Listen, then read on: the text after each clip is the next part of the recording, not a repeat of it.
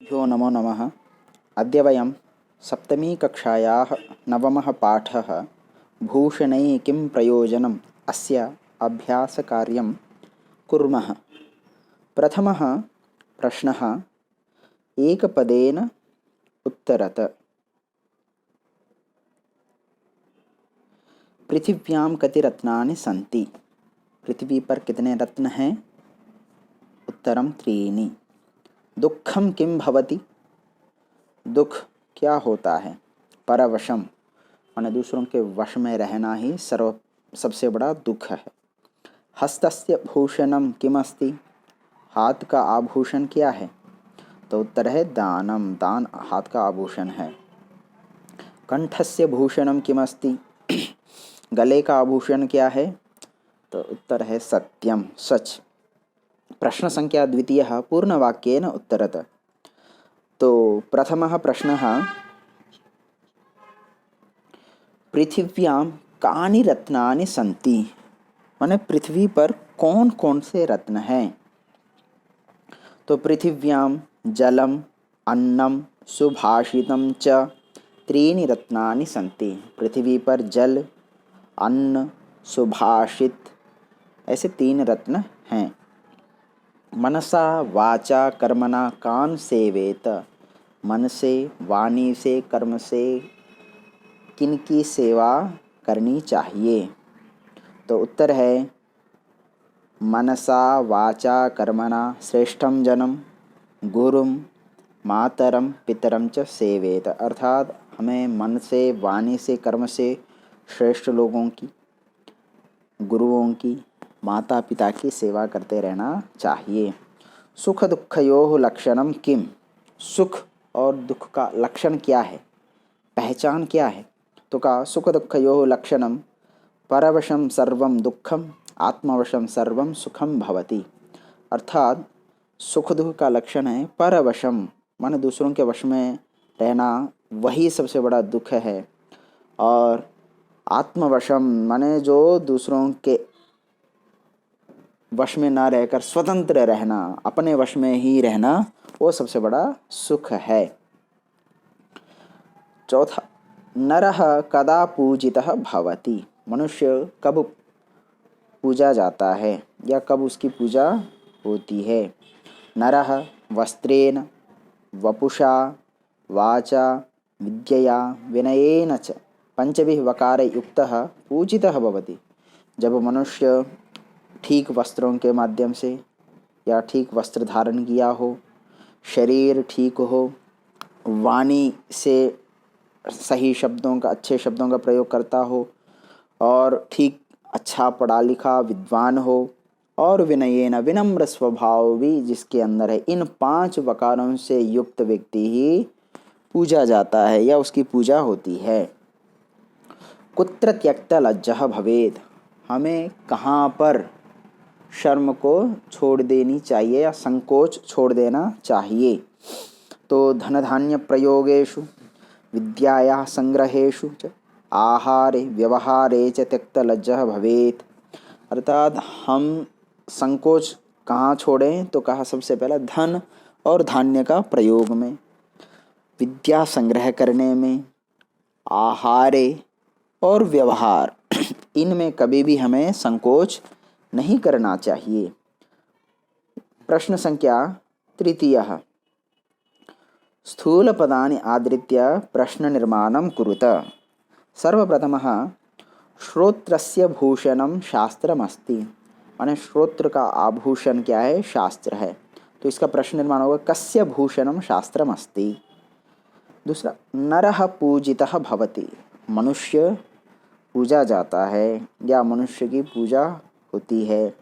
तो कः पूजितः भवति माने कौन पूजा जाता है? मनसा कर्मणा वाचा गुरुम सेवेत। मन से, वाणी से और कर्म से गुरु की सेवा करनी चाहिए। तो इसका प्रश्न निर्माण में मनसा वाचा कर्मणा कम सेवेत। मूढ़ैः रत्न संज्ञा विधीयते। मूर्खों के द्वारा रत्न नाम दिया जाता है। तो उत्तर है कैः रत्न संज्ञा विधीयते माने किनके द्वारा रत्न संज्ञा दिया जाता है। विद्यायाः संग्रहेषु त्यक्तलज्जः सुखी भवेत्। विद्या के संग्रह में व्यक्ति संकोच छोड़े तो सुखी होगा या सुखी होता है। तो इसीलिए कस्याः संग्रहेषु त्यक्तलज्जः सुखी भवेत्, माने किसके संग्रह में हमें संकोच छोड़ते हैं तो सुखी होते हैं। प्रश्न संख्या 4, समुचित पदेन रिक्तस्थानानि पूरयत। एतद् विद्या डैश लक्षणं सुख दुःखयोः। तो उत्तर है समासेन। मनुष्यः माता पित्रोः आचार्यस्य च सर्वदा डैश कुर्यात्, प्रियं कुर्यात्। पृथिव्यां डैश रत्नानि सन्ति, त्रीणि। वकारैः डैश युक्तः नरो भवति पूजितः, पंचभिः। कंठस्य भूषणं डैश अस्ति, सत्यम। कंठ का आभूषण सच है। प्रश्न संख्या 5, समुचित श्लोकांशान योजयत, माने यहाँ पर जो ठीक श्लोकांश है उनको मिलाना है। तो जैसे धन धान्य प्रयोगेषु, तो इसका है विद्याया संग्रहेषु च। एतत् विद्या समासेन लक्षणं सुख दुःखयो। वस्त्रेण वपुषा वाच विद्यया विनयेन च। मूढैः पाषाणखण्डेषु रत्नसंज्ञा विधीयते। श्रेष्ठं जनं गुरुं चापि मातरं पितरं तथा। तो ये है इसका उत्तर। ये सारा का सारा उत्तर यहाँ पर दिया हुआ है।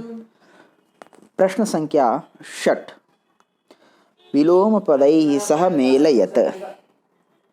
तो सर्वप्रथमम् अस्ति दुःखम, तो विलोम पद होगा सुखम। सत्यम मिथ्या अथवा असत्यम। मूढ़ैः विद्वद्भिः सुधीभिः। परवशम आत्मवशम। दानम ग्रहणम। तो 6 षट् प्रश्नाः अभवन्। सप्तमः प्रश्नः, मंजूषायाः उचितपदैः अन्वयं पूरयत। मंजूषा अस्ति जलं, सुभाषितं, मूढैः विधीयते।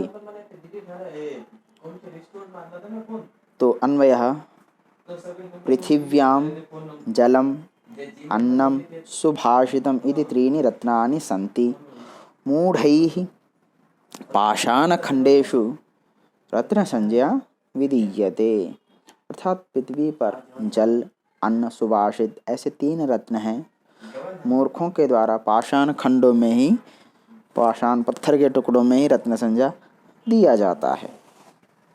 अग्रे प्रश्न संख्या 8, श्लोकांशेषु रिक्तस्थानानि पूरयत। क डैश सत्यं कंठस्य भूषणं, श्रोत्रस्य भूषणं शास्त्रं डैश। तो अस्ति हस्तस्य भूषणं दानं, सत्यं कंठस्य भूषणं, श्रोत्रस्य भूषणं शास्त्रं, भूषणैः किं प्रयोजनम्। अष्टम प्रश्नस्य ख भागः, धनधान्य प्रयोगेषु डैश डैश त्यक्तलज्जः सुखी भवेत्। तो अत्र उत्तरमस्ति धनधान्य प्रयोगेषु विद्यायाः संग्रहेषु च आहारे व्यवहारे च त्यक्तलज्जः सुखी भवेत्। प्रश्न संख्या 9, भिन्न प्रकृति पदम पृथक कुरुत। यहाँ पर जो भिन्न हो उस शब्द को हमें अलग करना है। जैसे आहारे व्यवहारे विधीयते, तो अत्र विधीयते पदम भिन्नम अस्ति। पितरम श्रेष्ठम जनम, अत्र श्रेष्ठम भिन्न पदम अस्ति। हस्तस्य कंठस्य जन, अत्र भिन्नपदं जनमस्ति।